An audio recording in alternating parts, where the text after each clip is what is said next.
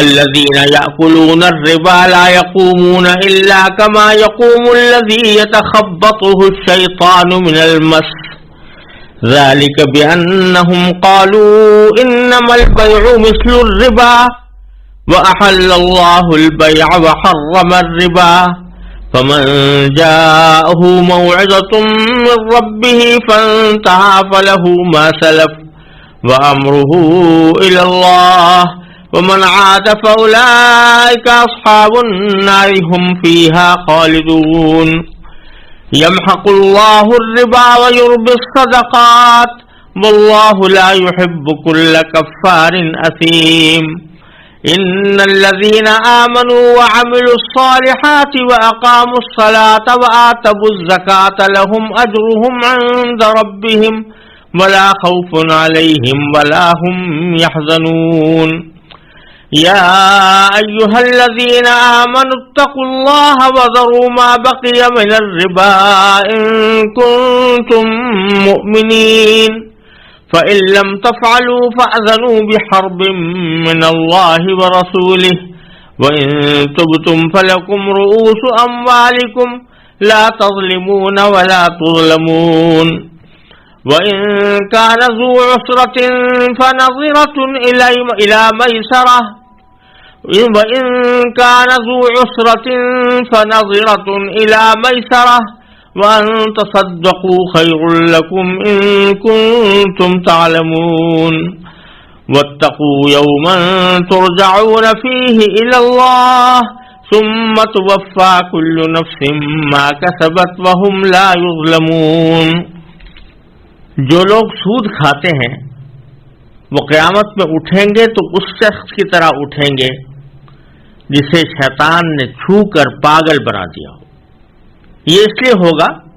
کہ انہوں نے کہا تھا کہ بیع بھی تو سود ہی کی طرح ہوتی ہے، حالانکہ اللہ نے بیع کو حلال کیا ہے اور سود کو حرام قرار دیا ہے.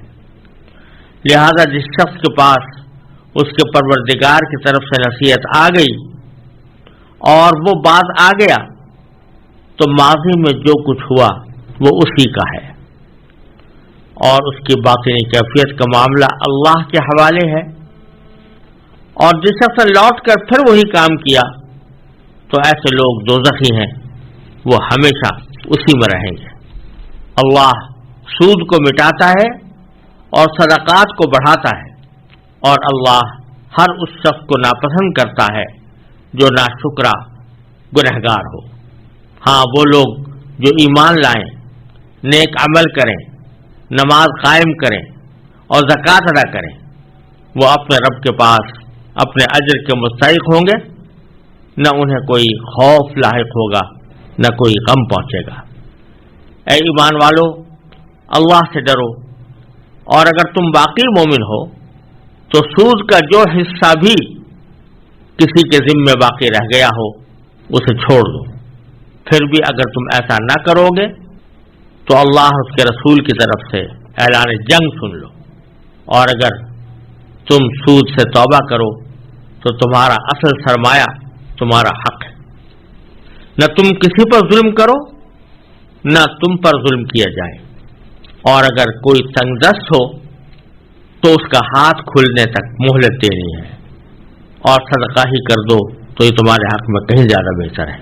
بشرطے کہ تم کو سمجھ ہو. اور ڈرو اس دن سے جب تم سب اللہ کے پاس لوٹ کر جاؤ گے، پھر ہر شخص کو جو کچھ اس نے کمایا ہے پورا پورا دیا جائے گا اور ان پر کوئی ظلم نہیں ہوگا.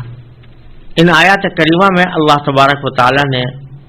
سود کی حرمت اور اس کے خرابیوں کا بیان فرمایا ہے. اس سے پہلے ایک طویل سلسلہ اللہ تعالیٰ کے راستے میں مال خرچ کرنے اور صدقہ کرنے کی فضیلت اور ان کے احکام سے متعلق تھا. اب یہ اس کی بالکل ضد کا ذکر ہے، کیونکہ صدقے میں اور اللہ تعالیٰ کے راستے میں مال خرچ کرنے میں انسان اپنے پاس سے کسی معاوضے کے بغیر پیسے کسی کو دیتا ہے،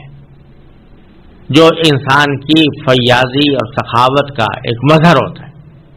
اور سود میں وہ بغیر کسی معاوضے کے پیسے وصول کرتا ہے، اور وہ اس کے بخل اور کنجوسی کا مظہر ہوتا ہے. تو اللہ تبارک و تعالی نے جہاں صدقات کا تفصیل سے ذکر فرمایا تو اس کے بعد پھر اس کی ضد یعنی سود خوری کا خاص طور پر ذکر کیا. اور اللہ تبارک و تعالی نے سب سے پہلے وہ انجام بتایا جو سود خوار کا دنیا آخرت میں ہوتا ہے. تو اللہ تبارک و تعالی نے فرمایا کہ وہ لوگ جو سود کھاتے ہیں وہ قیامت میں کس طرح اٹھیں گے. چنانچہ فرمایا کہ الذین یاکلون الربا، وہ لوگ جو کہ سود کھاتے ہیں، لا یقومون الا کما یقوم الذی یتخبطہ الشیطان من المس، تو وہ اٹھیں گے تو اس شخص کی طرح اٹھیں گے جسے شیطان نے چھو کر پاگل بنا دیا. یہ انجام جو اللہ تعالی نے بتایا سود خور کا کہ وہ آخرت میں جب اٹھے گا تو اس طرح اٹھے گا جیسے کہ کسی کے اوپر کوئی شیطان یا جن مسلط ہو گیا ہو اور اس کی وجہ سے وہ اپنے ہوش و آواز کھو بیٹھا ہو اور چیختا چلاتا پھرتا ہو. یہ خاص طور پر اللہ تعالیٰ نے یہ مثال دی ہے کہ سود خور کو اس طرح اٹھایا جائے گا. یہ در حقیقت اس خاص انجام کی وجہ بظاہر یہ معلوم ہوتی ہے کہ دنیا میں جب سود خور لوگوں سے سود لے لے کر اپنی آمدنی میں اضافہ کرتا تھا تو اس میں اس کو غریب لوگوں کی غربت کی کوئی پرواہ نہیں ہوتی تھی، اور اس کے سامنے اگر لوگ فقر و فاقے کا بھی شکار ہوں تو اس کو ان سے کوئی ہمدردی ہونے کے بجائے وہ اپنے سود کے مطالبے کے اوپر ڈٹا رہتا تھا. تو گویا اس نے اپنی دولت کو جمع کرنے کی ہوس میں اپنے ہوش کھوئے ہوئے تھے. تو جس طرح وہاں دنیا میں اس نے دولت جمع کرنے کی خاطر اپنے ہوش و حواس کھوئے ہوئے تھے تو اللہ تبارک و تعالیٰ اس کو آخرت میں بھی اسی حالت میں اٹھائیں گے کہ وہ ہوش و حواس گم کردہ ہوگا. پھر ایک تو پاگل ہوتا ہے جو کسی طبی وجہ سے اس کا دماغ درست نہ رہا ہو یا کسی بیماری کی وجہ سے بے ہوش ہو گیا ہو، لیکن یہاں اللہ تعالیٰ فرما رہے ہیں کہ نہیں، اس طرح کا بیمار بنا کر اس کو نہیں اٹھایا جائے گا، بلکہ ایسے شخص کی طرح اٹھایا جائے گا جس کو شیطان نے چھو کر پاگل بنا دیا ہو. شیطان سے مراد سرکش جنات ہیں کہ سرکش جنات وہ جب کسی کو چھوتے ہیں بعض اوقات تکلیف پہنچانے کے لیے تو اس شخص کی کیفیت بھی پاگل جیسی ہو جاتی ہے. اور اس میں ایک اضافی تکلیف یہ ہوتی ہے کہ جو آدمی مجنون ہے، بالکل طبی طور پر پاگل ہے، اس کے دماغ کے صلاحیت سے ختم ہے، تو وہ بیچارہ دوسروں کے لیے تکلیف کا سبب بنتا ہے اور لوگوں کو تکلیف پہنچاتا ہے اپنے جنون کی وجہ سے، لیکن خود اس کو کسی تکلیف کا احساس نہیں ہوتا. وہ خود اب کوئی احساس نہیں رکھتا کہ میں کوئی بیمار ہوں، نہ بیماری کی تکلیف کا اس کو احساس ہوتا ہے. اس کے برخلاف وہ شخص جس کے اوپر کسی جن یا شیطان کا حملہ ہو گیا ہو تو وہ اپنے ہوش و حواس بھی کھو بیٹھتا ہے، ساتھ ساتھ اس بات کی تکلیف بھی محسوس کرتا ہے کہ وہ اپنی معمول کی زندگی میں نہیں ہے. تو اللہ بچائے، وہاں پر سود خوروں کو آخرت میں اٹھانے کے لیے اللہ تعالیٰ نے جو مثال دی ہے کہ وہ ایسی ہوگی جیسے کہ کسی کو جن نے چھو کر اور اس کو پاگل بنا دیا ہو. پھر اللہ تعالیٰ فرماتے ہیں کہ یہ جو ہم ان کا یہ انجام کریں گے تو اس کی کیا وجہ ہوگی؟ فرمایا ذالک بانہم قالوا انما البیع مثل الربا، یعنی ان کا جرم صرف اتنا نہیں تھا کہ وہ سود کھاتے تھے اور سود کھانے کو اپنے لیے جائز سمجھتے تھے، بلکہ ان کے گناہ کی کیفیت تھی کہ وہ اس گناہ کو گناہ سمجھنے ہی سے انکار کرتے تھے. اور جب ان کو اللہ تعالیٰ کے اس حکم کی اطلاع دی جاتی تھی کہ اللہ تعالیٰ نے سود منع کیا ہے تو اس کے جواب میں وہ کوئی شرمندگی کا اظہار کرنے کے بجائے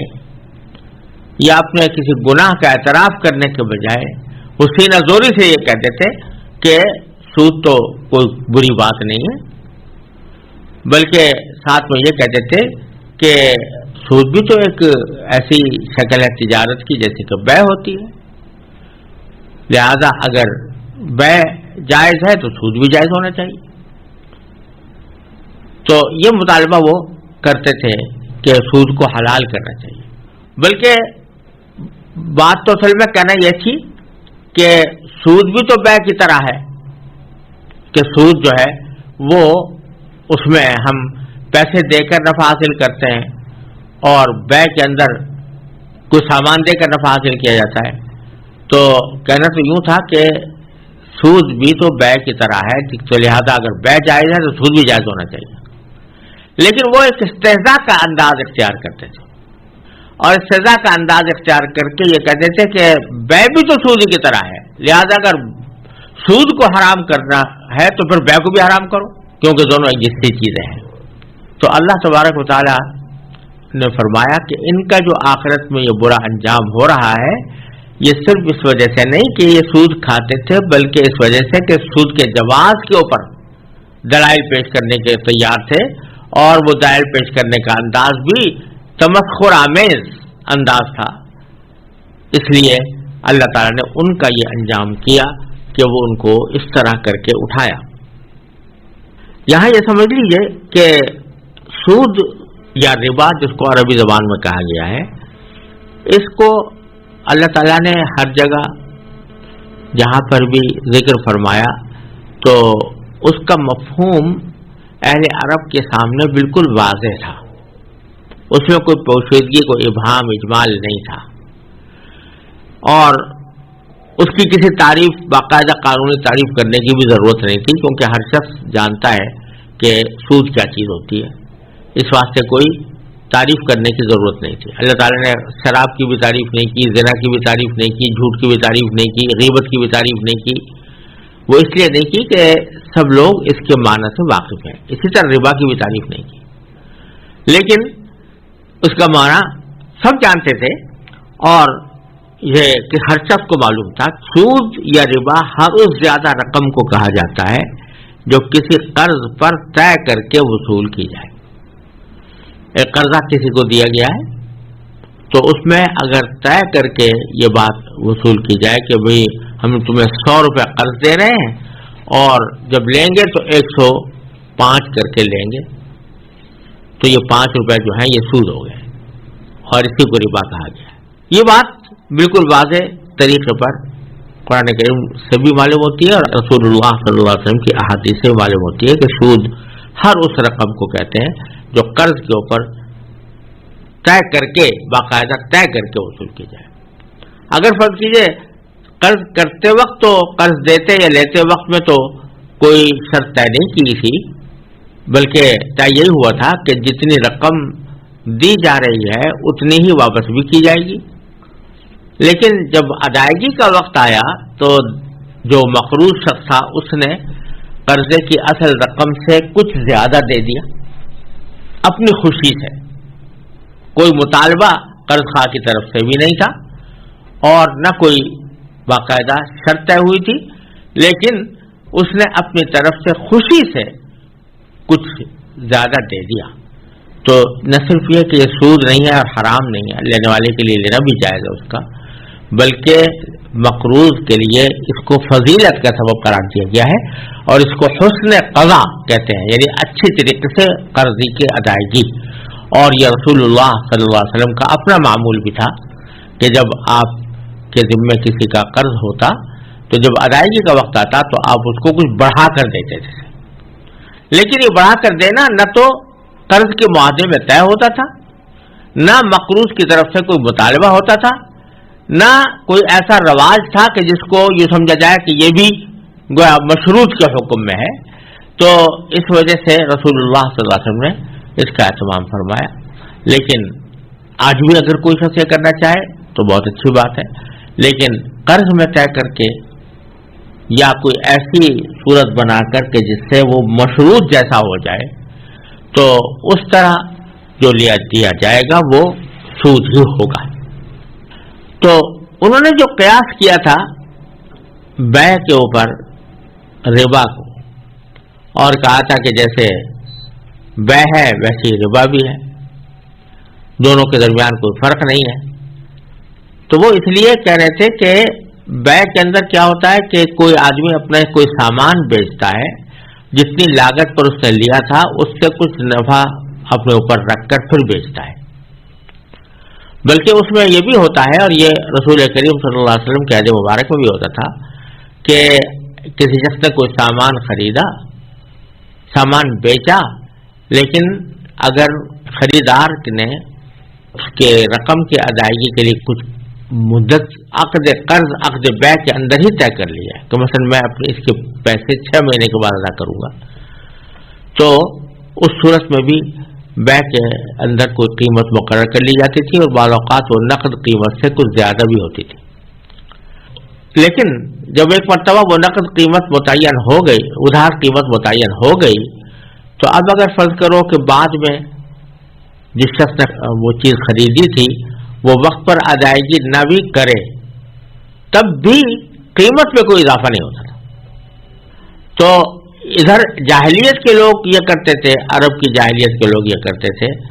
کہ اگر فرض کرو کہ وہ اپنے وقت کے اوپر پیسے ادا نہ کر سکا تو اس سے کہتے تھے اما ان تقضی و اما ان تربی، کہ یا تو ہمارے ادا کر دو، جو ہمارے ذمہ قیمت ہے وہ ادا کر دو، اور وہ اما ان تربی، یا پھر تم اس کے اندر اضافہ کر دو، قیمت میں اضافہ کر دو۔ یعنی پیچھے پیسے اگر 100 روپے تھے تو اب چونکہ تم نے وقت ادا نہیں کیا، آئندہ ادا کرو گے تو اب اس میں کچھ مزید اضافہ کر دو۔ اب ہوتا ہی تھا کہ یہ پہلے جو اضافہ کیا گیا تھا جس وقت بیع ہو رہی تھی، اس وقت جو اضافہ کیا گیا تھا وہ تو حلال تھا، لیکن جب وقت گزر گیا، وقت پر ادائیگی نہ ہوئی، اور اس موقع پر اگر وہ اضافہ کرنا چاہے تو اس کو ربا اور سود کہا جاتا تھا۔ تو اس پر ان کو اعتراض تھا کہ یہ کیا بات ہوئی کہ پہلی مرتبہ جب اضافہ کیا گیا تھا وہ تو آپ نے اس کو تو کوئی ناجائز قرار نہیں دیا، لیکن دوسری مرتبہ جب اضافہ کیا گیا اور اس کے اندر زیادتی کی گئی تو اس کو آپ حرام قرار دے رہے ہیں۔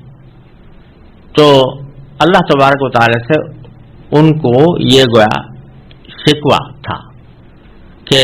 آپ نے بیع کو تو حلال کر دیا ہے اور ربا کو حرام کر دیا۔ حالانکہ یہ اعتراض بڑا احمقانہ تھا، اس لیے احمقانہ تھا کہ عقلی طور پر بھی جو ایک چیز جو سامان تجارت ہوتی ہے اس کے حالات مختلف ہیں، اس کے احکام مختلف ہیں، اور نقدی کے احکام مختلف ہیں۔ سامان تجارت جو ہوتا ہے، کوئی بھی چیز دنیا کی ہو، وہ اپنے ذاتی طور پر اس کے اندر کوئی فائدہ ہوتا ہے، کپڑا ہے، کھانے کی چیز ہے، فرنیچر ہے، گاڑی ہے، جو چیزیں بھی ہیں ان کی اپنی ذاتی اس کے اندر ایک منفعت ہوتی ہے، ذاتی فائدہ ہوتا ہے۔ تو اگر آدمی اس کے اوپر لاگت پر کہیں سے لی اور اس کے اوپر نفع لے کر بیچا تو اس میں کوئی خرابی نہیں، لیکن نقدی جو ہے، نقدی کو اللہ تبارک و تعالیٰ نے سامان تجارت نہیں بنایا۔ نقدی صرف اس کام کے لیے پیدا ہوئی ہے کہ اس کو تبادلے کا ایک ذریعہ پیدا ہو، اور پہلے زمانے میں مثلا جو بارٹر سسٹم ہوتا تھا، یعنی ایک جنس کے بدلے دوسری جنس خرید لی جاتی تھی، کپڑا دے کر گندم لے لیا مثلا، لیکن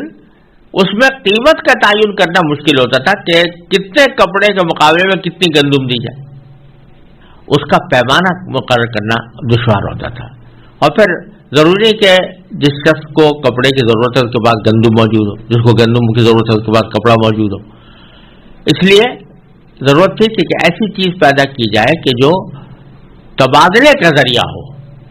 وہ اپنے ذات میں کوئی منفعت نہیں رکھتی۔ چنانچہ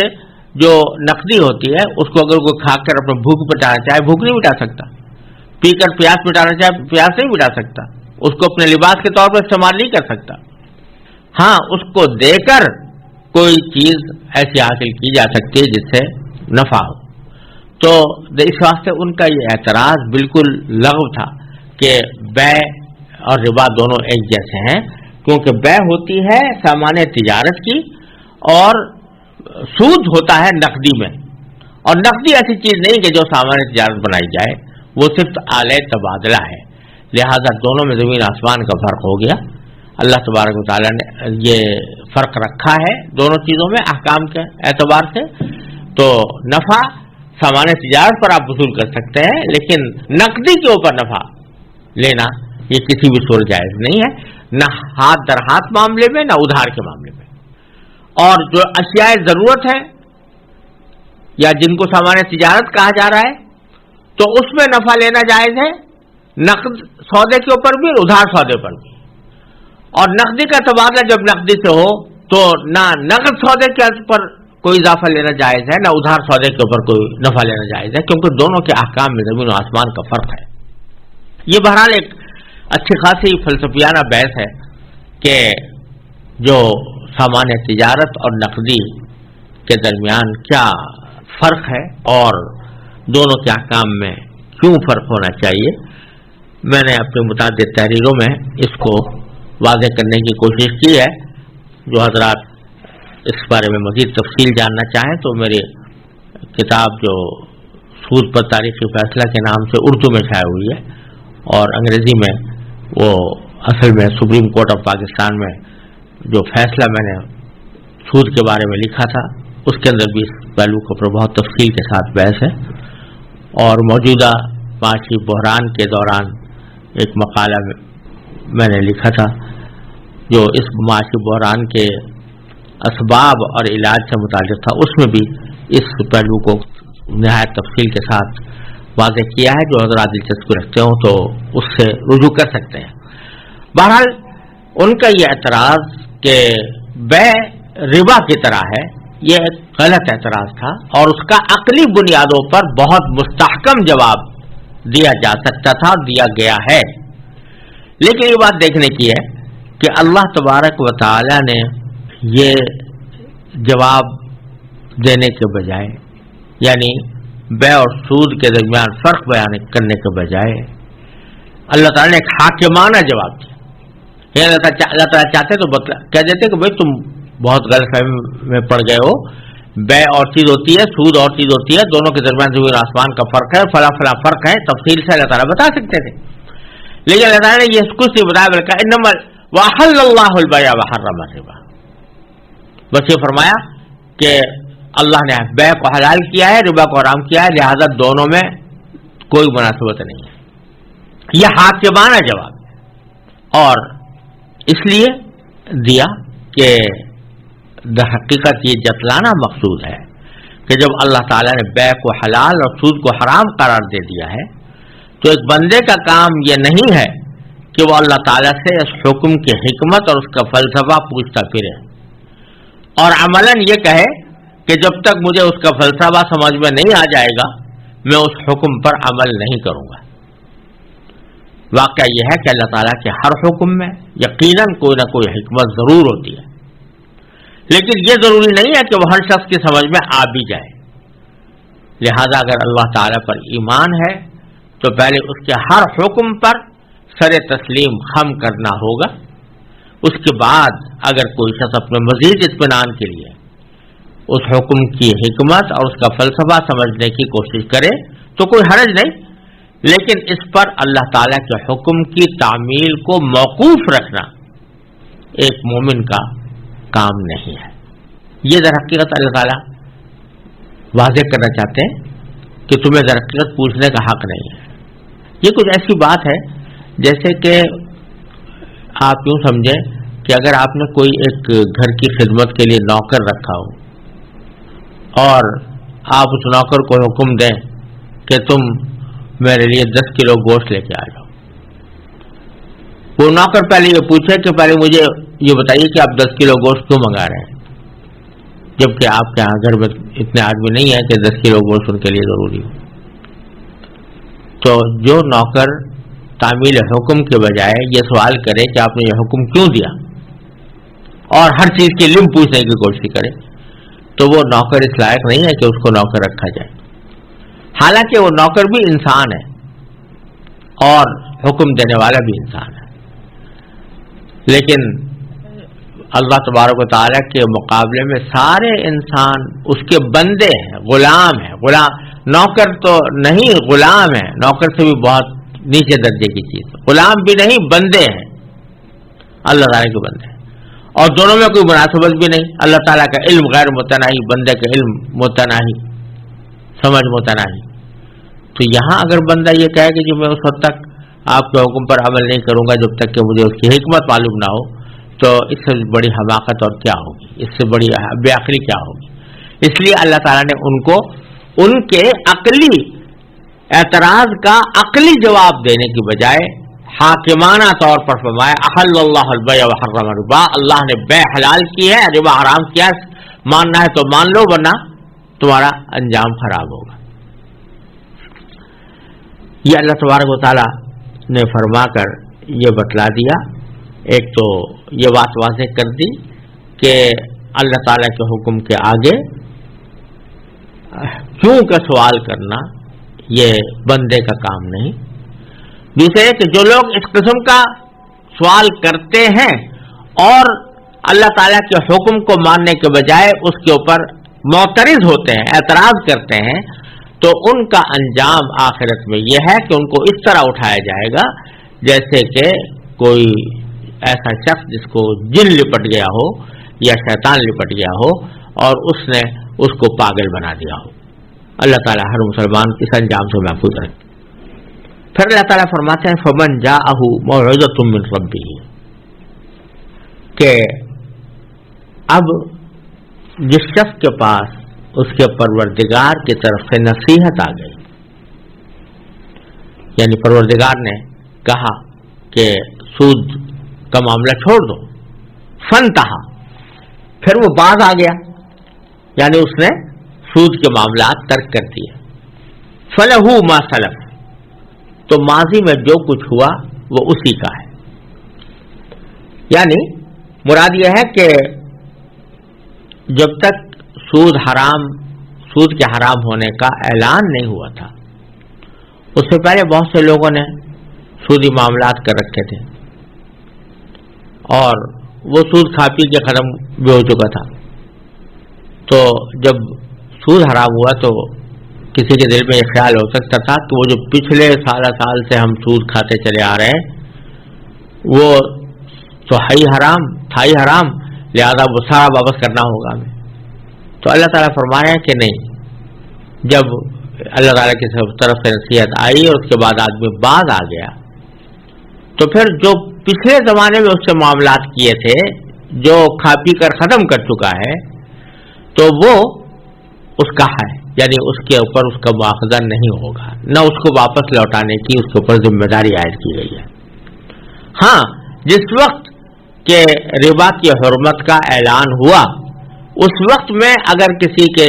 ذمے کو سود کی رقم باقی تھی اس کو چھوڑنا لازمی ہے، جیسا کہ آگے آنے والا ہے. لیکن جو واقعات معاملات پہلے پیش آ چکے ان کے بارے میں اللہ تعالیٰ نے فرمایا کہ یہ اس کے اوپر اس کا کوئی مواخذہ نہیں ہے اور وہ اس سے مطالبہ نہیں کیا جائے گا کہ وہ واپس کرے. فَلَهُ مَا سَلَفَ وَأَمْرُهُ إِلَى اللَّهِ، اور اس کا معاملہ اللہ کے حوالے ہے. یعنی یہ بات کہ جو سود کو اس نے فرض کرو چھوڑا ہے، تو آیا اخلاص کے ساتھ اللہ تعالیٰ کی حکم کی تعمیل میں چھوڑا ہے، یا سود کو سمجھتا تو برحق ہے اور کسی دباؤ میں آ کر وقتی طور پر چھوڑ دیا، آئندہ اس کا ارادہ ہے کہ جب کوئی بھی موقع ملے گا تو سود کا کاروبار کروں گا. تو ظاہر ہے کہ وہ اس شخص کا انجام مختلف ہوگا اس شخص سے جو اخلاص کے ساتھ سود چھوڑ رہا ہے. تو اللہ تعالیٰ فرماتے ہیں کہ ظاہر دنیا کے اندر تو آدمی کے جو ظاہری اعمال ہوتے ہیں انہی کے مطابق فیصلہ کیا جاتا ہے، انہی کے مطابق عمل کیا جاتا ہے، انہی کے مطابق اس سے سلوک کیا جاتا ہے. لیکن جو اس کی باطنی کیفیت ہے وہ تو اللہ تعالیٰ ہی بہتر جانتے ہیں، اس لیے وہ معاملہ اللہ کے حوالے ہے. امرہ الی اللہ. ہمارے سامنے اگر کوئی شخص سود سے بعد آ گیا تو ہم یہ سمجھیں گے کہ اس نے سود چھوڑ دیا، ہم اس کو بلا وجہ بدگمانی نہیں کریں گے کہ یہ اس نے محض دباؤ میں آ کر چھوڑا ہے اور یہ برس کو برا نہیں سمجھتا اور آئندہ بھی کرے گا. لیکن اللہ تعالیٰ کو جانتے ہیں، لہذا اس کا معاملہ اللہ کے ساتھ. یہ مطلب ہے امرہ الی اللہ، اور اس کا معاملہ اللہ تعالیٰ کے ساتھ ہے، اللہ تعالیٰ کی طرف ہے. ومن عاد، اور جس شخص نے لوٹ کر پھر وہی کام کیا، یعنی وہی سود لینا شروع کیا، تو ان کے بارے میں فرمایا کہ فاولئک اصحاب النار، تو ایسے لوگ دوزخ کے باسی ہیں. ہم فیہا خالدون، وہ اسی میں رہیں گے. یعنی مطلب یہ ہے کہ جن لوگوں نے حرمت سود کو تسلیم نہیں کیا اور وہی اعتراض کرتے رہے کہ بے اور سود میں کوئی فرق نہیں، اور وہ کافر ہونے کی وجہ سے ابدی عذاب کے مستحق ہوں گے، کیونکہ وہ انہوں نے مانا ہی نہیں، قرآن کے حکم کو نہیں مانا، رسول کریم صلی اللہ علیہ وسلم کا ارشاد کو نہیں مانا، تو وہ کافر ہے، مسلمان ہے ہی نہیں. لہذا اللہ تعالیٰ نے فرمایا کہ وہ دوزخ کے باسی ہیں اور اس میں ہمیشہ رہیں گے. آگے اللہ تبارک و تعالی ارشاد فرماتے ہیں کہ یمحق اللہ الربا ویربی الصدقات، یعنی اللہ تعالیٰ سود کو مٹاتا ہے اور صدقات کو بڑھاتا ہے. اس جملے میں اللہ تبارک و تعالی نے یہ فرمایا ہے کہ اگرچہ سود کے ذریعے کسی آدمی کے مال میں ہو سکتا ہے کچھ اضافہ ہوتا ہو ظاہری طور پر، لیکن انجام کار کے اعتبار سے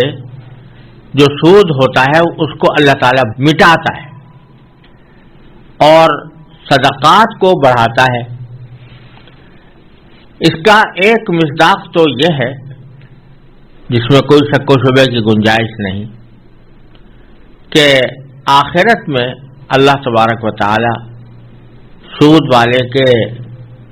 مال کو گھٹا کر اور اس کو عذاب میں مبتلا کریں گے، تو وہ سود جو اس نے لیا تھا وہ بجائے اس کے لیے بڑھوتری کے گھاٹے کا سبب بنے گا. دوسری طرف صدقہ جس شخص نے اللہ تعالیٰ کی رضا کی خاطر دیا ہو، تو حدیث میں آتا ہے رسول اللہ صلی اللہ علیہ وسلم نے فرمایا کہ باری تعالیٰ ایک کھجور کا بھی اگر کسی نے صدقہ دیا ہے تو اس کو اللہ تعالیٰ کے ہاں پرورش اس کی ہوتی رہتی ہے، یہاں تک کہ وہ بڑھ کر اتنا ہو جانا جتنا احد پہاڑ. تو اللہ تعالیٰ اس کا اجر پھر اسی حساب سے بندے کو عطا فرماتے ہیں. تو سود کا مٹنا اور صدقے کا بڑھنا آخرت کے اعتبار سے تو بالکل واضح ہے، اور اس کا مطلب یہی ہے کہ وہ سود سے گناہ ہے اور صدقے سے بڑا عظیم اجر و ثواب ہے. لیکن اس کے ساتھ ہی دنیا کے اعتبار سے بھی ربا کا یعنی سود کا مٹنا، اللہ تعالیٰ کا اس کو مٹانا، یہ اس معنی میں بھی ہو سکتا ہے کہ اگرچہ سود خور جو شخص کے سود کے ذریعے اپنا کاروبار چمکانے کی کوشش کرتا ہے، تو معال کار کبھی نہ کبھی اس کو شدید ترین دھماکے کا شکار ہونا پڑتا ہے، شدید ترین نقصان کا سامنا کرنا پڑتا ہے.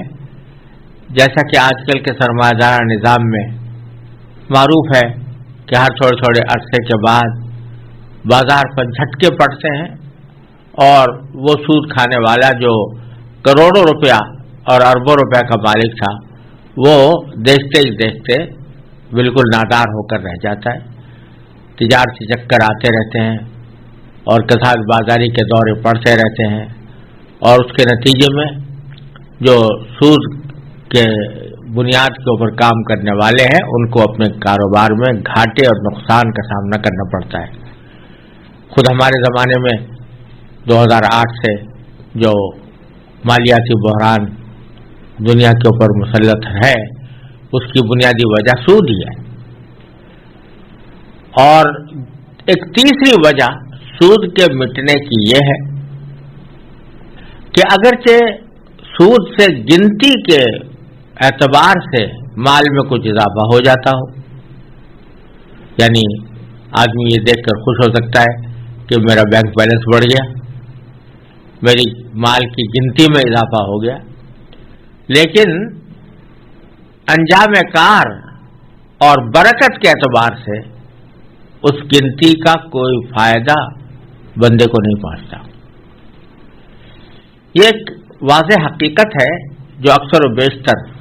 نگاہوں سے پوشیدہ رہ جاتی ہے کہ روپیہ بذات خود کوئی مقصد نہیں، یا سامان عیش بذات خود کوئی مقصد نہیں. اصل مقصد تو یہ ہے کہ اس سے راحت ملے، اس سے آرام پہنچے، اس سے فائدہ حاصل ہو. لیکن اگر کسی شخص کی کوٹھی بڑی شاندار ہے، بنگلہ بڑا عالیشان ہے، فرنیچر بہت اعلیٰ درجے کا رکھا ہوا ہے، اور نوکر چاکر بھی ہیں، حشم خدم بھی ہیں، اور آرائش و زیبائش کے سارے سامان بھی ہیں، لیکن صحت اچھی نہیں ہے، صحت خراب ہے، تو یہ سارے اسباب و وسائل جو عیش و آرام کے اسباب و وسائل سمجھے جاتے ہیں اس کے حق میں بیکار ہو گئے. یا اگر فرض کرو کہ یہ سارے اسباب و وسائل میسر ہیں لیکن سر کھجانے کی مہلت نہیں ہے، آرام دہ بسیری ہے، آرام دہ گدا ہے، ایئر کنڈیشن کمرہ ہے، لیکن اس کے اندر سونے کی اور اس سے لطف اٹھانے کی مہلت ہی نہیں ہے، تو نتیجہ ایک اسی گنتی کو بڑھانے میں اتنا منہمک ہے انسان کہ اپنے آرام و راحت کو بھی بھول بیٹھا ہے. اور اسی کو اللہ تعالیٰ نے فرمایا کہ انما یرید اللہ ان یعذبہم بہا فی الحیات الدنیا، یہ مال بذات خود ایک عذاب بن جاتا ہے دنیاوی زندگی کے اندر. یا یہ کہ اگر فرض کرو کہ آدمی اتنا منہمک بھی نہیں ہے، سارے اسباب وسائل بھی میسر ہے، لیکن نیند نہیں آتی، راحت حاصل نہیں ہوتی، تو کیا فائدہ ایسے مال کا اور ایسے اسباب کا؟ تو ربا کے مٹنے کا ایک پہلو یہ بھی ہے کہ ربا کے ذریعے جو آمدنی حاصل ہوتی ہے وہ برکت سے خالی ہوتی ہے، اس میں برکت نہیں ہوتی. اور اصل چیز جو ہے وہ یہ کہ چاہے تھوڑا مال ہو لیکن اگر اس میں برکت ہے اللہ تعالیٰ کی طرف سے تو اس کا فائدہ انسان حاصل کرتا ہے، اسے لذت اٹھاتا ہے، اس کا دنیا کے اندر انسان کو اس کی راحت ہی نصیب ہوتی ہے. لیکن اگر برکت نہیں ہے تو اعلیٰ درجے کے اموال و اسباب بھی انسان کو راحت پہنچانے میں ناکام رہتے ہیں. تو یہ پہلو بھی اس وقت تین پہلو ہے روا کے مٹنے کے. ایک یہ کہ آخرت میں وہ انسان کے لیے خسارے کا سبب ہے. دوسرا یہ کہ خود مالیاتی نظام کے اعتبار سے سود کا انجام بالآخر کبھی نہ کبھی وہ انحطاط کی طرف جاتا ہے. اور تیسرا یہ کہ گنتی میں بھی اگر اضافہ ہو جائے تو حقیقت میں اس کی برکت مفقود ہوتی ہے اور اسے صحیح فائدہ اٹھانے کا موقع نہیں ملتا. یہ جو ہم لوگ اکثر و بیشتر دعائیں کرتے ہیں جب کسی شخص کا گھر تعمیر ہوا تو کہتے ہیں بھائی مبارک ہو، کسی کی گاڑی آئی تو کہا کہ بھائی مبارک ہو، کسی کا نکاح ہوا تو کہا جاتا ہے مبارک ہو. تو اس مبارک ہو کا مطلب نہیں سمجھتے، ویسے ہی سوچے سمجھے ہم دعا کر دیتے ہیں. مطلب اس کا حاصل اس کا یہ ہے کہ یہ چیزیں مل تو گئی ہیں لیکن جب تک اللہ تبارک و تعالیٰ کی طرف سے ان میں برکت نہیں ہوگی اس وقت تک ان کا صحیح فائدہ حاصل نہیں ہو سکتا. تو یہ دعا ہمیں ترغیب فرمائی گئی ہے کہ یہ دعا کرو تاکہ اللہ تبارک و تعالیٰ اس چیز کا صحیح فائدہ تمہیں عطا فرمائے. تو جو سود والا مال ہے اس کے اندر کبھی برکت نہیں ہو سکتی اور اس کے نتیجے میں انسان کو ہمیشہ پریشانیوں کا سامنا کرنا پڑتا رہے گا. اکا دکا کوئی مثال اگر اس سے مستثنا ہو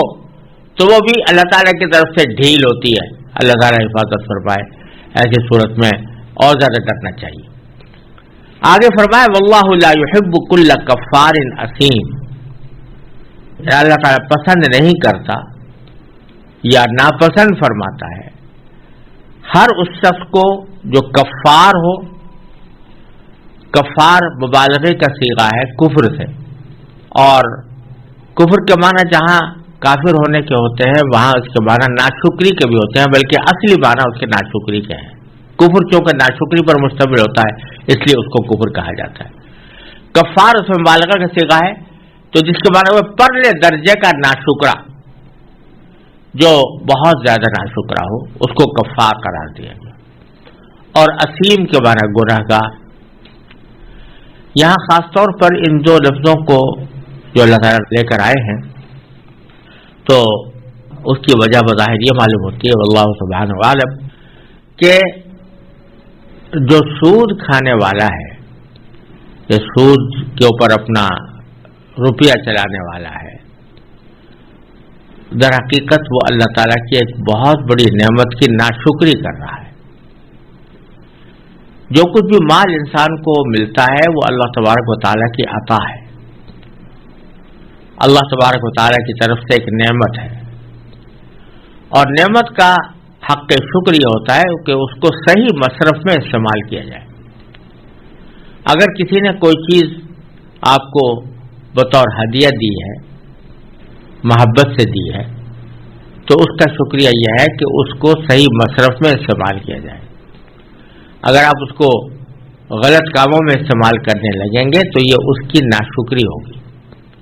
فرض کیجیے کسی نے آپ کو ایک گاڑی آپ کو دے دی، تو آپ اگر اس کو اپنے جائز مقاصد میں استعمال کرتے ہیں تو بے شک اچھی بات ہے، لیکن اگر آپ اس گاڑی کو چوری کرنے، ڈاکہ ڈالنے، دوسروں کو قتل کرنے کے اندر استعمال کرنا شروع کر دیں تو یہ اس شخص کی ناشکری ہے۔ تو اللہ تبارک و تعالیٰ نے جو کچھ بھی مال عطا فرمایا انسان کو، وہ اللہ تعالیٰ کی ایک نعمت ہے، اس کا ایک احسان ہے، اس کا ایک انعام ہے۔ اس کا شکر یہ تھا کہ زبان سے بھی اللہ تعالیٰ کا شکر ادا کیا جائے اور عمل سے بھی، کہ اس روپے پیسے کو اللہ تبارک و تعالیٰ کی جائز کی ہوئی چیزوں میں استعمال کریں اور ناجائز چیزوں کے اندر استعمال کرنے سے بچیں۔ لیکن جو بندہ کہ روپیہ اللہ تعالیٰ کا دیا ہوا حاصل کرنے کے بعد اس کو سود پر چلاتا ہے، اس کے ذریعے سود کی آمدنی کمانے کی کوشش کرتا ہے، وہ پرلے درجے کا ناشکرا ہے۔ تو اس لیے اللہ نے فرمایا کہ اللہ تعالیٰ پسند نہیں کرتا ہر اس کسی ایسے شخص کو جو کفار ہو، یعنی پرلے درجے کا ناشکرا ہو، اسیم اور گناہ گار ہو۔ یعنی اشارہ فرما دیا کہ ناشکری کا ایک بہت بڑا پہلو یہ ہے کہ آدمی گناہ کا ارتکاب کرے، کیونکہ اللہ تعالیٰ کی نعمتوں کو جب غلط استعمال کر رہا ہے، اس کی نافرمانی سے استعمال کر رہا ہے تو یہ بہت بڑی ناشکری ہے، تو اسی لیے وہ شخص اسیم ہے، یعنی گناہ گار ہے۔ پھر اللہ تبارک و تعالیٰ کی رحمت کا ایک مظہر یہ ہے قرآن کریم میں کہ جہاں کہیں اللہ تبارک و تعالیٰ کافروں کے لیے یا نافرمانوں کے لیے جہنم کے عذاب کی باتیں بتاتے ہیں کہ ان کو جہنم کا عذاب ہوگا، تو اس کے ساتھ ہی فوراً ایمان والوں اور نیک عمل کرنے والوں کے اچھے انجام کا بھی ذکر فرما دیتے ہیں، تاکہ بات ہمیشہ یک طرفہ نہ رہے، یعنی صرف اللہ تعالیٰ کے جہنم کے عذاب ہی کا تذکرہ نہ ہو، اسی کا صرف تصور نہ ہو، بلکہ اس کے ساتھ اللہ تبارک و تعالیٰ نے اپنے نیک بندوں کے لیے جو بہترین جزا تیار فرمائی ہے جنت کی صورت میں، اس کا ذکر بھی ساتھ ساتھ ضرور فرما دیتے ہیں اللہ تبارک و تعالیٰ۔ ایک طرف تو اس لیے کہ یہ بتانا منظور ہے کہ اللہ تعالیٰ اپنے بندوں کے اوپر کوئی ظلم کرنے والا نہیں ہے، بلکہ ان پر احسان اور انعام کرنے والا ہے، اور دوسری بات یہ کہ ان دونوں چیزوں کے ساتھ ملنے سے انسان کے دل کی کیفیت اس اعتبار سے معتدل اور درست ہوتی ہے کہ ایک طرف اس کو خوف کا احساس ہوتا ہے، جہنم کے عذاب سے خوف کا، اور دوسری طرف اللہ تعالیٰ کی رحمت سے امید پیدا ہوتی ہے۔ اور الایمان بین الخوف والرجا فرمایا گیا کہ ایمان خوف اور امید کے درمیان ہے، یعنی نہ انسان کو اتنا خوف ہونا چاہیے کہ جو انسان کو عمل سے بے عمل کر دے، اگر خوف اتنا زیادہ مسلط ہو جائے تو پھر کوئی آدمی کوئی کام کر نہیں سکتا، نہ تو اتنا خوف ہونا چاہیے اور نہ اتنی امید ہونی چاہیے کہ آدمی بالکل ہی بے خوف ہو کر بیٹھ جائے جہنم کے عذاب سے، اللہ تعالیٰ کی ناراضگی سے۔ اسی لیے جو دعا رسول کریم صلی اللہ علیہ وسلم تلقین فرمائی وہ یہ کہ اللہم انا نسألک من خشیتک ما تحول به بیننا وبین معاصیک، یا اللہ ہمیں آپ کا اتنا ڈر مطلوب ہے بس کہ جو آپ کی معصیتوں سے ہمیں بچا لے، ہمارے اور ہماری معصیتوں کے درمیان حائل ہو جائے، اتنا ڈر چاہیے۔ اس سے زیادہ ڈر اگر ہوگا تو آدمی کچھ بھی نہیں کر سکتا. تو اس لیے خوف بھی معتدل ہونا چاہیے اور رجا بھی معتدل ہونی چاہیے. تو اس لیے اللہ تبارک و تعالیٰ جہاں کہیں عذاب کا ذکر فرماتے ہیں تو ساتھ ثواب کا بھی ذکر فرماتے ہیں, عمل صالح کا بھی ذکر فرماتے ہیں. چنانچہ فرمایا کہ ان الذین آمنوا وعملوا الصالحات, بے شک وہ لوگ جو ایمان لائیں اور نیک عمل کریں, واقاموا الصلاۃ اور نماز قائم کریں, وآتوا الزکاۃ اور زکوٰۃ ادا کریں, لہم اجرہم عند ربہم, تو وہ اپنے رب کے پاس اپنے اجر کے مستحق ہوں گے. ولا خوف علیہم, نہ ان کو کوئی خوف ہوگا, ولا هم یحزنون, اور نہ ان کو کوئی غم پہنچے گا. اب آگے یہ آیت آ رہی ہے کہ یا ایھا الذین آمنوا اتقوا اللہ, اے ایمان والو اللہ سے ڈرو, وذروا ما بقی من الربا, اور تم اگر واقعی مومن ہو تو سود کا جو حصہ بھی کسی کے ذمہ باقی رہ گیا ہو اسے چھوڑ دو. ان آیات کا ایک شان نزول بھی ہے جس پس منظر میں یہ آیات نازل ہوئی ہیں. وہ یہ تھا کہ زمانے جاہلیت میں لوگوں کے درمیان سودی معاملات کثرت سے چلتے رہتے تھے, بلکہ قبائلی سطح پر ایک قبیلہ اپنی ضرورت کے وقت میں دوسرے قبیلے سے قرضے لیتا تھا اور سود پر لیتا تھا. تو بنو ثقیف ایک قبیلہ تھا اور بنو مخزوم ایک قبیلہ تھا. تو ان دونوں کے درمیان بھی سودی معاملات چلتے رہتے تھے, اور بنو ثقیف کے لوگوں کا کچھ سودی مطالبہ بنی مخزوم کی طرف تھا. یعنی بنو مخزوم نے قرض لے رکھا تھا اور بنو ثقیف نے قرض دیا ہوا تھا, سودی قرض, اور بنو ثقیف ان سے مطالبہ کر رہے تھے کہ تم ہمیں ہمارا قرضہ محسود کے واپس کرو. بنو مخزوم مسلمان ہو گئے, تو اسلام لانے کے بعد انہوں نے سود کی رقم ادا کرنے کو جائز نہ سمجھا. ادھر بنو ثقیف کے لوگوں نے مطالبہ شروع کیا, کیونکہ وہ ابھی تک مسلمان نہیں ہوئے تھے, مگر مسلمانوں سے مصالحت کر لی تھی. یعنی برسر پیکار بھی نہیں تھے, مسلمانوں سے جنگ بھی نہیں کر رہے تھے, بلکہ صلح کی حالت میں تھے اگرچہ اسلام نہیں لائے تھے. بنو مخزوم کے لوگوں نے کہا کہ اسلام میں داخل ہونے کے بعد ہم اپنی اسلامی کمائی کو سود کی ادائیگی میں خرچ نہیں کریں گے. یہ آپس کا تنازع مکہ مکرمہ میں پیش آیا. اس وقت مکہ مکرمہ فتح ہو چکا تھا اور نبی کریم سرور دو عالم صلی اللہ علیہ وسلم نے وہاں اپنا ایک گورنر حضرت عتاب ابن اسید رضی اللہ تعالیٰ عنہ کو مقرر کیا ہوا تھا. یہ معاملہ حضرت عتاب ابن اسید کے پاس پہنچا کہ ابو ثقیف کہتے تھے کہ ہم سود کے حقدار ہیں, ہمیں سود دیا جائے, اور بنو مخزوم کہتے تھے کہ اسلام لانے کے بعد جب کہ سود حرام ہو چکا تو ہم کیسے سود ادا کریں. تو حضرت عتاب ابن اسید نے یہ معاملہ رسول کریم سرور دو عالم صلی اللہ علیہ وسلم کے پاس بھیجا اور آپ سے پوچھا کہ ایسے میں کیا کرنا چاہیے. تو روایت میں آتا ہے کہ یہ آیت کریمہ اس واقعے میں نازل ہوئی, یا ایھا الذین آمنوا اتقوا اللہ, اے ایمان والو اللہ سے ڈرو, وذروا ما بقی من الربا, اور جو سود کی رقمیں باقی رہ گئی ان کو چھوڑ دو. تو یہاں اللہ تبارک و تعالیٰ نے یہ حکم دے دیا کہ اب بنو مخزوم کے لیے جائز نہیں ہے کہ وہ بنو ثقیف کا سود ادا کریں, بلکہ بنو ثقیف کو صرف اپنی اصل رقم واپس کرنی ہوگی. چنانچہ فرمایا کہ تم جو کچھ بھی سود کی رقم رہ گئی ہو اس کو چھوڑ دو. فَإِن لَّمْ تَفْعَلُوا, اگر ایسا نہیں کرو گے فَأَذَنُوا بِحَرْبٍ مِّنَ اللَّهِ وَرَسُولِهِ, تو اعلان سن لو اللہ کی طرف سے جنگ کا اور اللہ کے رسول کی طرف سے جنگ کا. یہ بڑے سنگین الفاظ ہیں جو اللہ تبارک و تعالیٰ نے کسی اور گناہ کے لیے, کسی اور جرم کے لیے نازل نہیں فرمائے, سود کے جرم کے لیے فرمایا کہ اگر تم نہیں چھوڑو گے تو اللہ اس کے رسول کی طرف سے تمہارے خلاف اعلان جنگ ہے. اور پھر فرمایا وَإِن تُبْتُمْ، اگر توبہ کر لو، یعنی سود کے معاملات سے توبہ کر لو، فَلَكُمْ رُؤُوسُ أَمْوَالِكُمْ، تو تمہارا اصل سرمایہ تمہارا حق ہے، لا تظلمون ولا تظلمون، ایسی صورت میں نہ تم کسی پر ظلم کرو گے نہ کوئی دوسرا تم پر ظلم کرے گا، جبکہ تم اصل مال واپس کر دو۔ یعنی اگر تم اصل مال بھی واپس نہیں کرتے تو یہ قرض دینے والے پر ظلم ہے، اور اگر قرض دینے والا تم سے اصل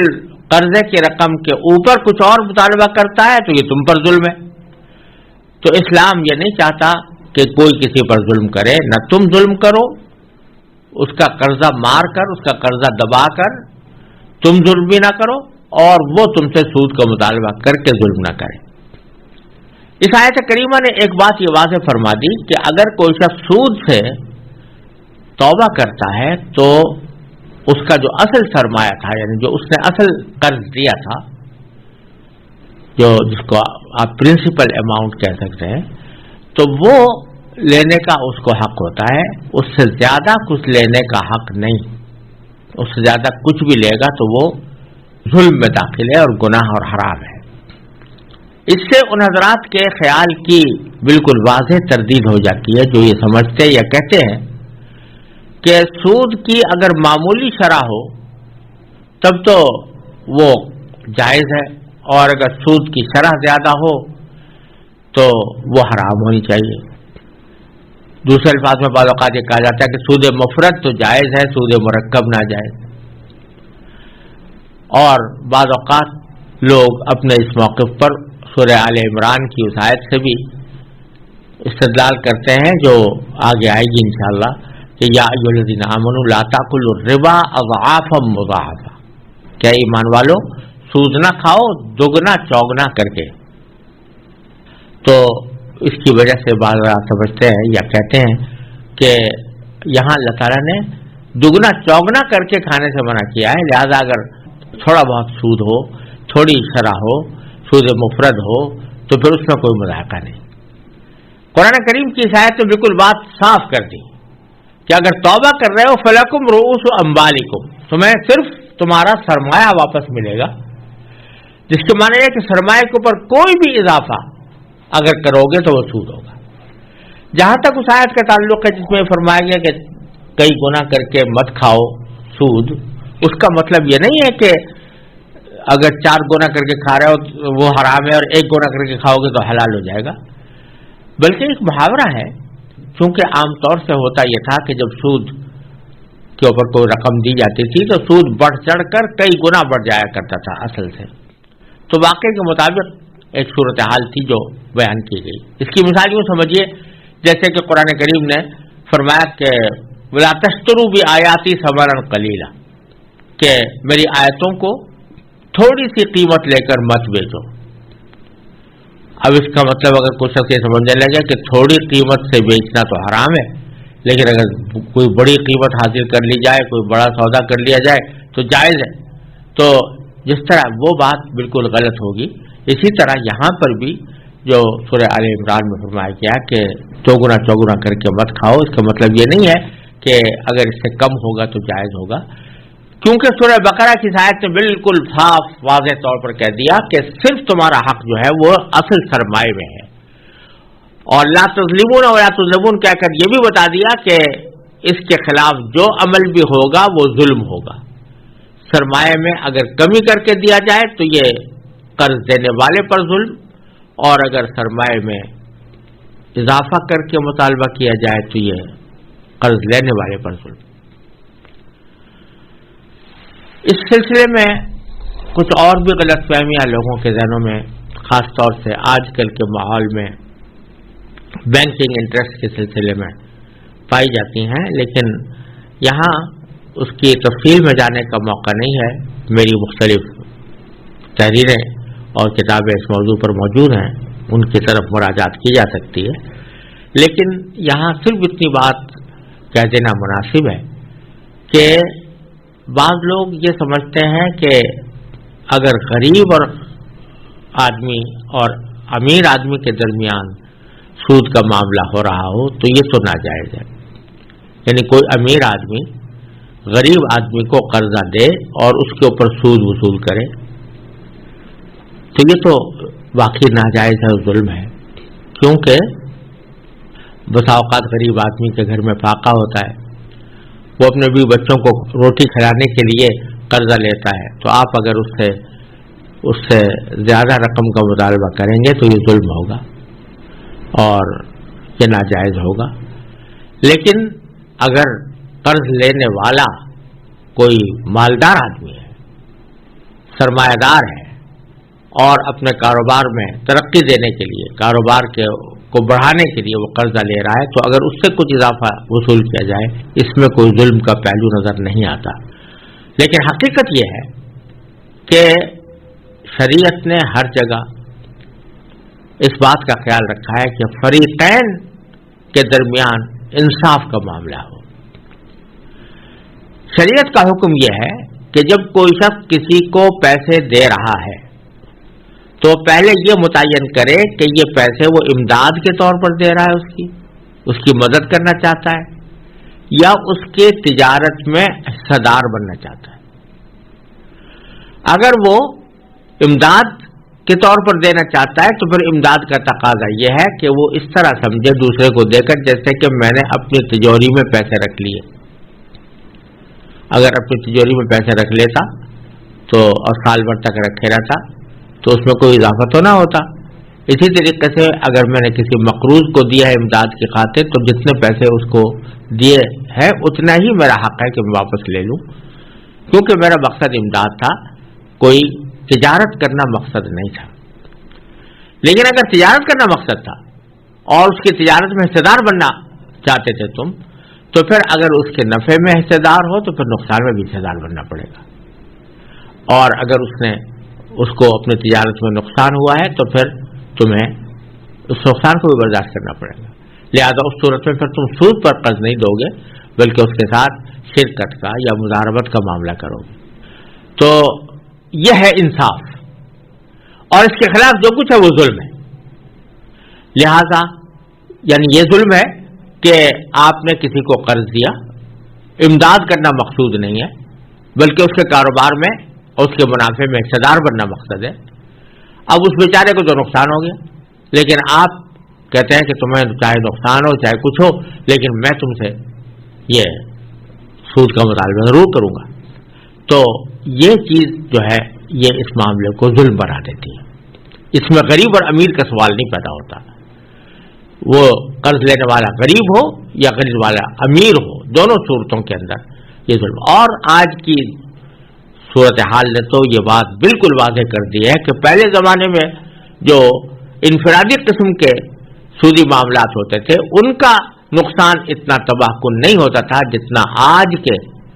عالمی سطح کے اوپر سود کے چلن نے جو پوری دنیا کو نقصان سے دوچار کیا ہے، اس کا معاملہ پچھلے انفرادی سودوں کے مقابلے میں کہیں زیادہ ہے، اس کا نقصان کہیں زیادہ ہے۔ اور یہ پہلو بھی میں نے اپنی بعض تحریروں کے اندر واضح کیا ہے، خاص طور سے عالمی معاشی بحران کے اوپر جو میرا مقالہ ہے اس میں اس پہلو کو زیادہ تفصیل کے ساتھ واضح کیا گیا ہے۔ بہرحال اللہ تبارک و تعالیٰ نے یہ بات دو ٹوک انداز میں فرماتی ہے کہ اپنے اصل سرمایہ سے زیادہ پیسے وصول کرنا وہ ہر حالت میں ظلم ہے اور تمہیں اس سے رکنا ہوگا۔ پھر آگے فرمایا وَإِنْ كَانَ ذُو عُسْرَةٍ، اور اگر وہ شخص جس کو تم نے قرض دیا ہے وہ تنگ دست ہو، بیچارہ مفلسی کا شکار ہے، فَنَظِرَةٌ إِلَىٰ مَيْسَرَةٍ، تو پھر مہلت دینا ہوگا تمہیں جب تک کہ اس کو کشادگی حاصل ہو جائے۔ یہاں یہ بات بھی قابل نظر ہے کہ دیکھو اللہ تعالیٰ فرما رہا ہے کہ وہ مقروض اگر تنگ دست ہے تو پھر اس کو مہلت دے دو۔ اگر تنگ دست ہے، یہ الفاظ خود بتا رہے ہیں کہ ایسی صورت بھی ہو سکتی ہے کہ مقروض تنگ دست نہ ہو، لہذا یہ سمجھنا کہ یہ آیات جو ربا کی آیات ہیں وہ صرف غریبوں کو قرض دینے سے متعلق ہیں، امیروں سے قرض دینے سے تعلق نہیں رکھتی. یہ بالکل غلط بات ہے، کیونکہ اگر یہ بات ہوتی تو آگے یہ کیوں کہتے ہیں کہ وہ ان کا نظو سکن، اگر وہ تنگ دست ہو تو پھر تم اس کو مہلت دو، جس کے معنی یہ کہ یہ بھی ہو سکتا ہے کہ وہ تنگ دست ہو اور یہ بھی ہو سکتا ہے کہ وہ تنگ دست نہ ہو. تو اگر تنگ دست ہے تو تم اس کو مہلت دو، یعنی جو اس کی قرض کی ادائیگی کی جو میعاد ہے اس پر وہ اگر دینے پر قادر نہیں ہو رہا تو تم اس کو مہلت دو الی میسرہ، جب تک کہ اس کو کشادگی حاصل ہو جائے. وَأَن تَصَدَّقُوا خَيْرٌ لَكُمْ، اور اگر صدقہ ہی کر دو تو یہ تمہارے لیے کہیں بہتر ہے. صدقہ کر دینا یعنی معاف کر دینا، یعنی اگر بیچارہ تنگ دست ہے تو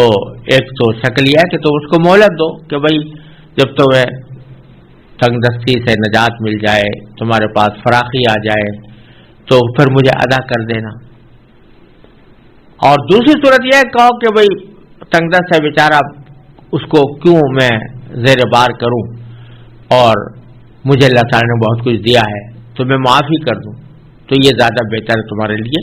اور اس میں تمہارے لیے آخرت کا زیادہ بڑا ذخیرہ انشاءاللہ تعالیٰ ملے گا. ان کنتم تعلمون، اگر تم صحیح معنی میں جانتے ہو، یعنی علم کی صحیح حقیقت تمہارے پاس ہو تو پتہ چل جائے گا کہ یہ طریقہ زیادہ بہتر تھا اور اسی میں زیادہ فائدہ تھا. واتقوا یوما ترجعون فیہ الی اللہ، اور ڈرو اس دن سے جب تم سب اللہ کے پاس لوٹ کر جاؤ گے. یہ اللہ تعالیٰ کا ایک اسلوب ہے قرآن کریم کے اندر کہ جہاں کوئی قانون یا حکم بیان فرماتے ہیں تو محض قانون حاکمانہ انداز سے بیان کرنے کے بجائے ناصحانہ انداز سے بیان فرماتے ہیں. اور اس کا تقاضا یہ ہے کہ صرف ایک حکم سنا کر فارغ نہ ہو جائے، بلکہ ان کو ترغیب و ترہیب اور کے ذریعے ان کو آگاہ کریں، ان کو اس بات پر مائل کریں کہ وہ اپنے دل سے ان احکام کو تسلیم کریں اور دل سے ان احکام پر عمل کریں. اسی لیے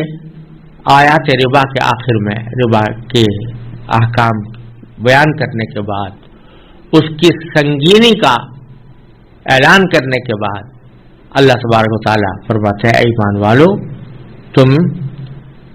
اس دن سے ڈرو کہ ترجعون فیہ الی اللہ، جس میں تم سب کو اللہ کے پاس لوٹا کر لے جایا جائے گا. ثم توفی کل نفس ما کسبت، پھر ہر انسان کو، ہر شخص کو جو کچھ اس نے کمایا ہے اسے پورا پورا دیا جائے گا. پورا جو کچھ کمایا ہے کہ مانا جو اعمال اس دنیا میں کیے ہیں اور اس اعمال کے ذریعے جو کمائی کی ہے، جنت کی کمائی یا دوزخ کی کمائی، اللہ تعالیٰ محفوظ رکھے. تو جو کچھ اس نے کمایا پورا پورا دیا جائے گا. وَهُمْ لَا يُظْلَمُونَ، اور ان پر کوئی ظلم نہیں ہوگا. جیسا کیا ہوگا ویسا ہی اجر، ویسا ہی بدلہ ان کو آخرت کے اندر ملے گا.